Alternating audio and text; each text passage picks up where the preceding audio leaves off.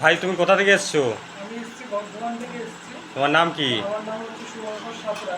আচ্ছা। আমি তোমার ব্যবসা করি একটা, কিন্তু ব্যবসাটা আমার প্রচণ্ড ডাউনে চলছিল। আমি কোথায় কী করবো বুঝতে পারছিলাম না। তারপরে ফোনে একদিন ভিডিও আসে, আমি ফোনের ভিডিও এসে গুরুমার কাছ থেকে আমি ফোন নাম্বারে ফোন করি, এবং ফোন করে আমার ব্যবসা আগের থেকে অনেকটা ভালো দিকে এসেছে। গুরুমাকে ফোন করার পরে কিছু পরামর্শ কিছু দেয়, পরামর্শ দেয়, আর কিছু সেগুলো ব্যবহার জিনিসপত্র করে। দিয়ে ব্যবহার করার পরে ব্যবহার করার পর আমার ব্যবসা এখন একটু আর আগের থেকে অনেক ভালো অনেক আছে। ভালো চলছে।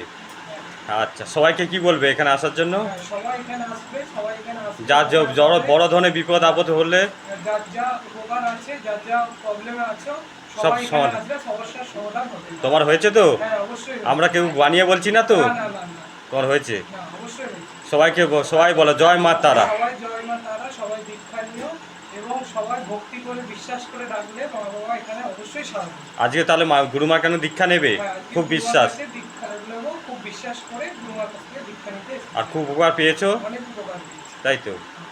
ঠিক আছে, জয় মা তারা। জয় মা তারা, হরে হরে মহাদেব, হরে হরে বাবা মহাদেব। ভোলেনাথ, শিব ও শূন্য।